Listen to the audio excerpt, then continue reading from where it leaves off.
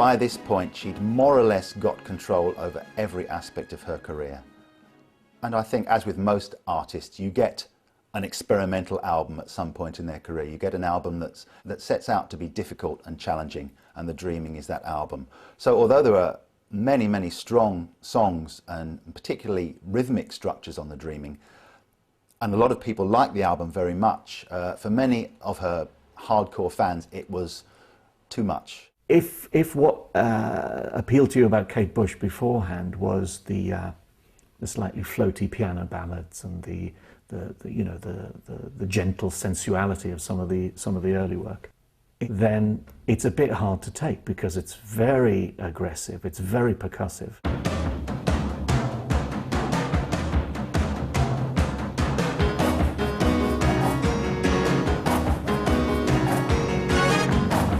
I see the people working and see it working for them, and so I want to join in. It might be that she felt a little threatened by the punk movement in terms of being valid in that way, and therefore upped the energy level generally. But being the meticulous musician that she is, there's nothing ramshackled about it, there's nothing primitive about it.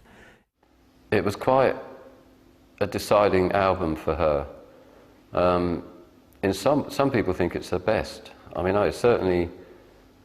I would have it up there with Hounds of Love. I think it's a crucial album. I think it's underrated. Basically every day she was in a studio banging out an idea on her latest toy, which was a drum machine, and this gave her songs a much more rhythmic feel.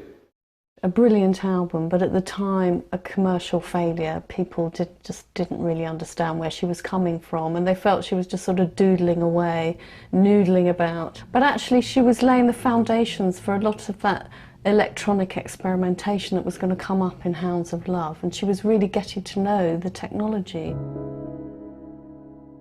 In comparison to her previous work, The Dreaming was a critical and commercial failure for Bush. The single Sat in Your Lap peaked at number 11, while the third single release, There Goes a Tenor, didn't even reach the charts. Her work on Never Forever and The Dreaming had indeed paved the way for Hounds of Love. Electrical sounds coupled with dark and sometimes sinister themes inspired not only by her own persona but also by film and literature were motifs that would carry into later albums. However, the experience of The Dreaming had prompted Kate to use her influence and look to a different direction when making her next record. By the time she came to Hounds of Love, Kate was really at an artistic and a personal peak. She had unprecedented power really for a female artist, not only with her record company but also with her studio setup. I mean, she was dismayed at how much Never Forever and The Dreaming cost her. I mean, The Dreaming particularly in terms of studio time and money was horrendously expensive.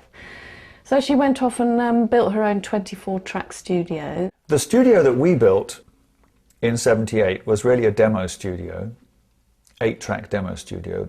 What Kate did after that, when she took her break between the albums before The Hounds of Love, was she built herself a state-of-the-art facility, solid-state Logic desk, 2-inch master machines. She had basically tacked on to what we had done already, because she still retained a couple of the rooms that they had at the barn, and then they built a new control room. Effectively, what she'd done by moving the recording process to her home was that she'd sort of created this magical world. So it didn't become like going into an office. It didn't become like hard work. And as she once said, that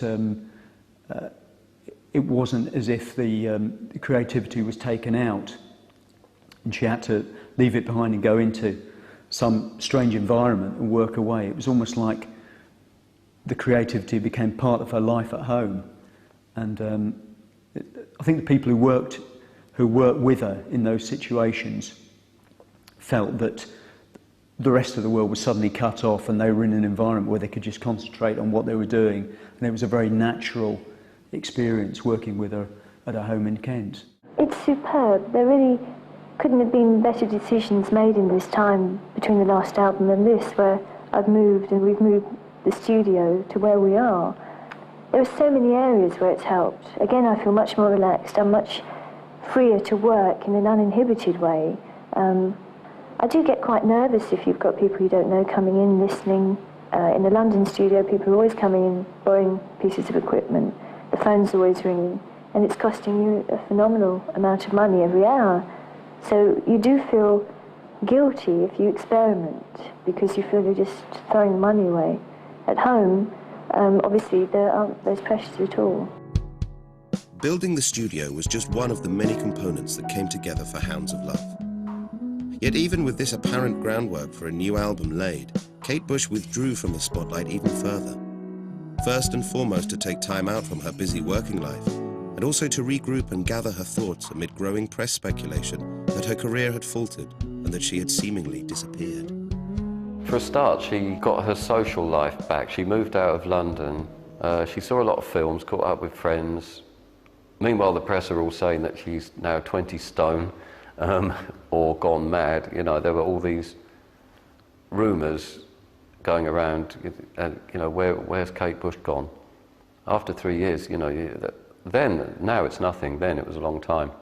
As ever with Kate Bush, it was one of those periods of time where her name came up quite often and people talked about her, but almost in the past tense. A lot of people really liked her as a character, but again, she was one of those sort of unusual, unpin-downable sort of characters in pop music, who you sort of thought might come back with something brilliant, but might disappear forever.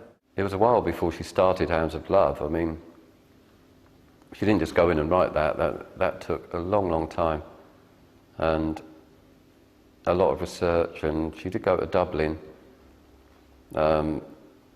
It was while she was in Dublin that she was sitting by the ocean and got struck by that, and that's where the ninth wave came from, because she was sort of hit by the power, of the sea.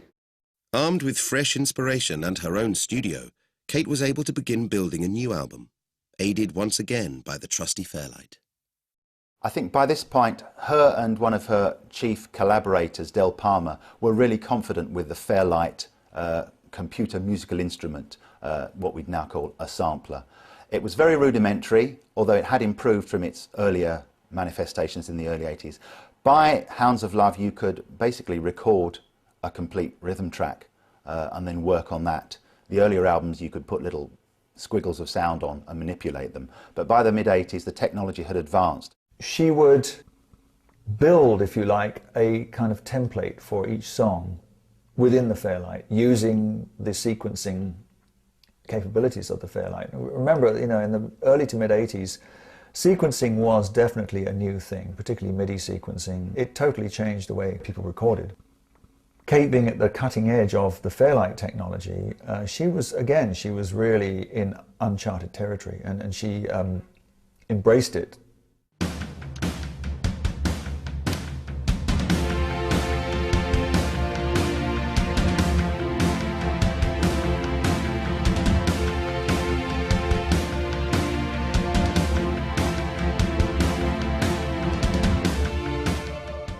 It had been 3 years since the release of The Dreaming, and there had been plenty of speculation and rumour as to what had happened to Kate. But after her extended hiatus, she returned triumphantly with Hounds of Love. The album was split into 2 separate sides. Side 1 being Hounds of Love, which featured the more commercial sounding tracks, and side 2 comprising of a conceptual suite of songs that formed a piece entitled The Ninth Wave. The record was released on the 20th of September 1985, but it was the month before, in August, that the public got their first taste. I don't think anyone knew that she had reached a point where she was going to release Running Up That Hill. I can't remember any sort of build-up to the release. It was almost like it just happened. She was on the Wogan show, and that record was on the radio. It's nice to have her back. Running Up That Hill, it's Kate Bush.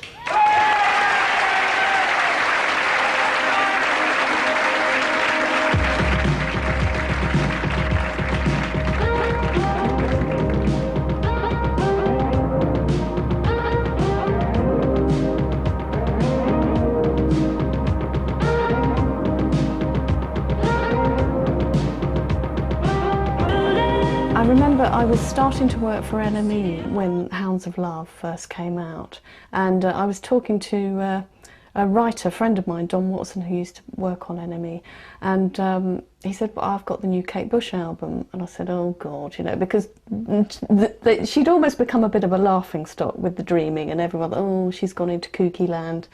And he said, "No, no, no, no, it's really good. It is really good. You should listen to it.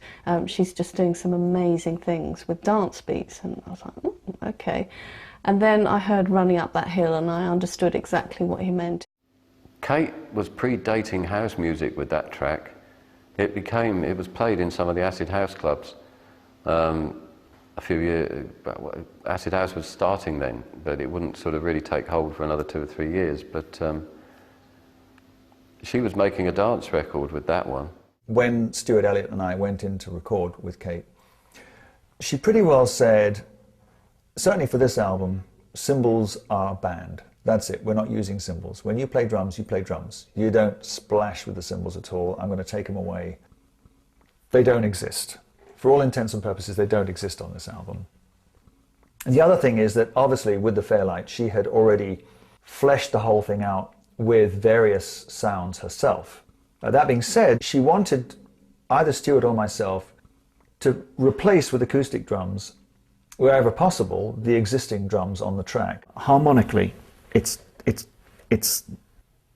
3 chords. C minor, A flat, B flat. Now this is a motif, a harmonic motif, which crops up again and again in the whole album.